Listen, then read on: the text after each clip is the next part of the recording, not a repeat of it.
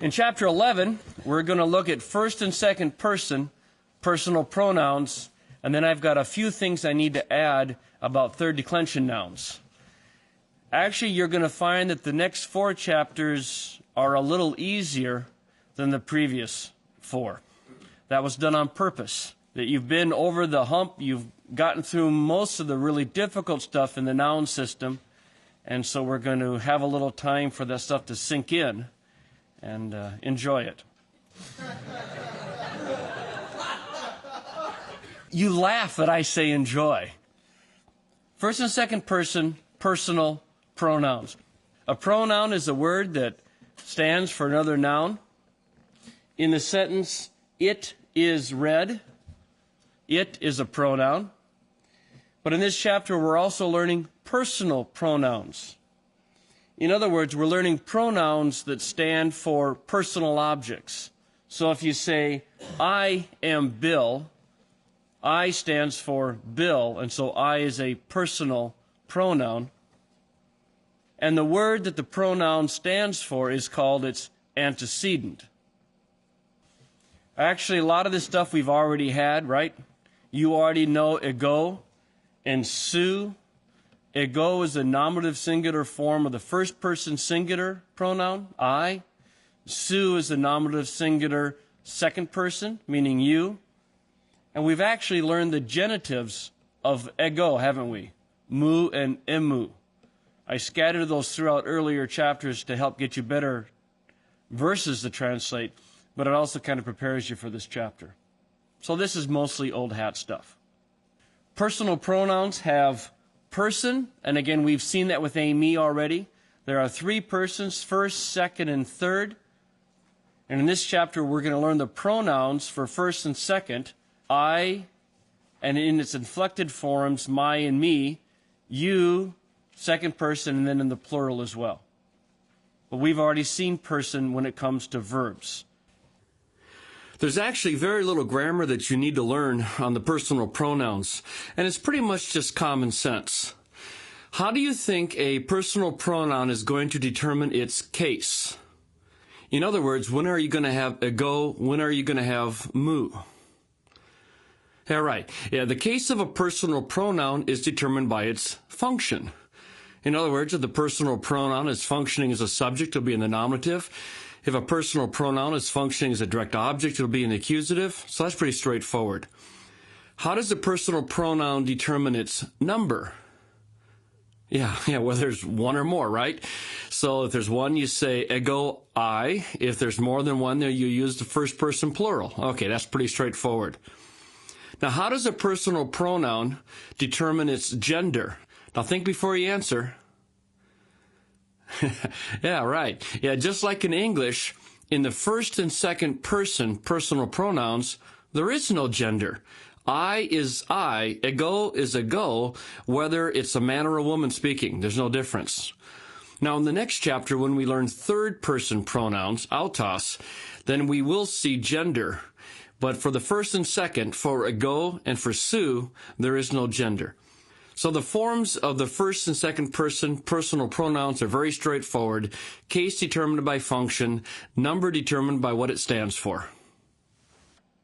In terms of the forms of the first and second person personal pronouns, these are paradigms you just have to memorize. There are going to be some similarities with the case settings you already know, but for the most part, you just need to commit these to memory. They are common. They are all over the place. And so the first person is ego. When it's in the genitive, it's mu, which we already know. In the dative, it's moi. There's your iota.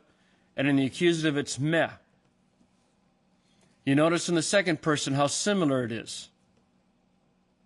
Su, soy, se. When you get into the plural, it's he mace and who mace. The difference is only the first letter.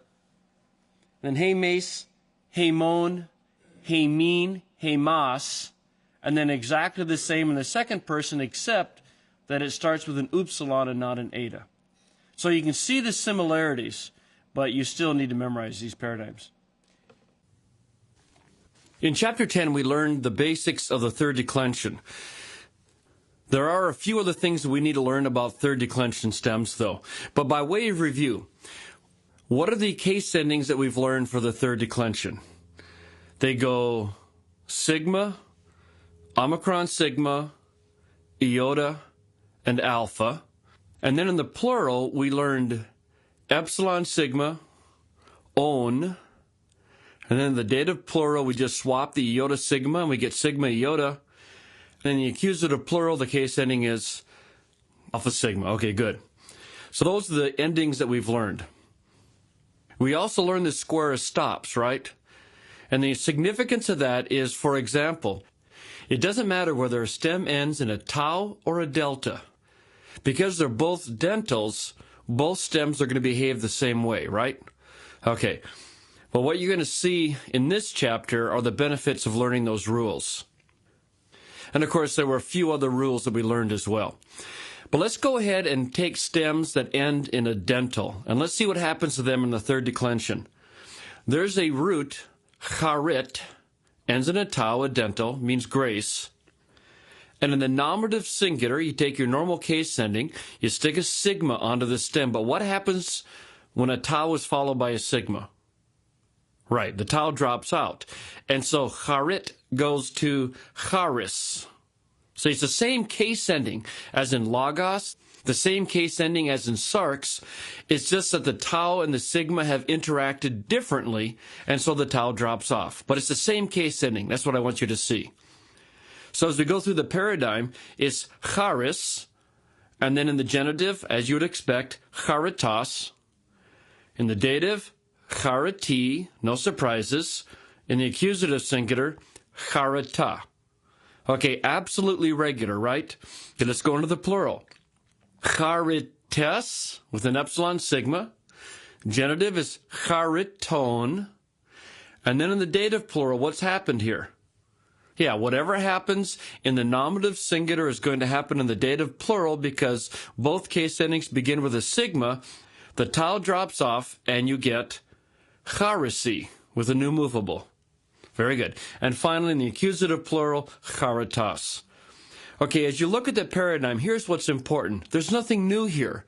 Yes, charis is a little different from sarx, which is a little different from logos, but not really. It's the same case ending. The sigma's just interacting with the preceding consonant. Okay, let's take another stem that ends in a dental. It'll be a tau again. But look at the paradigm of phos. And tell me what's different about this. Yeah, the nominative and the accusative are identical. How come? Right. Phos is a neuter word. And so the nominative and the accusative are going to be the same. Very good. Okay, let's switch over from taus to deltas. We're still in dental stems. But that just means they're going to act the same way. It's not that a tau drops out before a sigma. It's that a dental drops out before a sigma. So you have the root, elpid.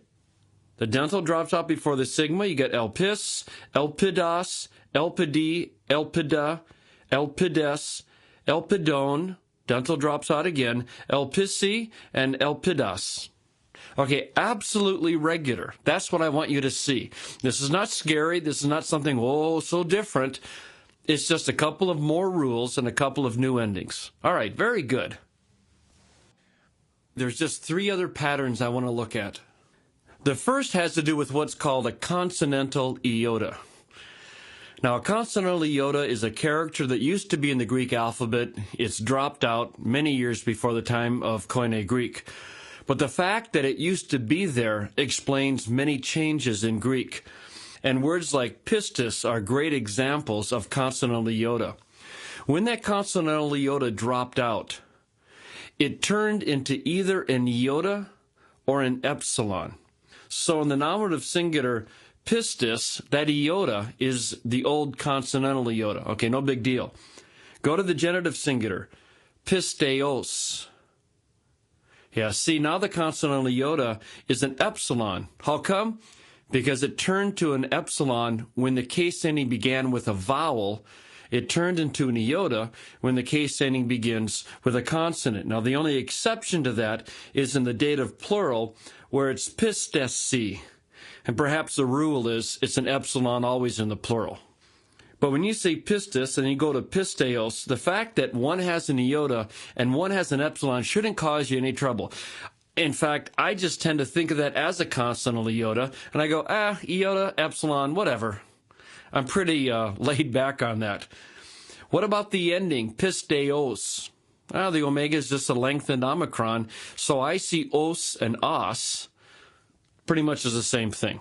I mean, that's just the way I think about it. So you have pistis, pisteos, and then the dative singular, piste. Here's your epsilon, the O consonant iota, and the iota, the dative singular. And then you have pistin. Now, a nu is one of the alternate accusative singular case endings, either alpha or nu. In the case of stems that ended in a consonant iota, it's a nu. So there's a nu ending you may want to mark. Okay, now what about the nominative plural? Something different's going on here. Actually, what you have is the epsilon of the stem, and you have the normal epsilon sigma nominative plural case ending, but the two epsilons have joined together and have formed an epsilon iota. We're going to learn more about this. It's called contraction later on.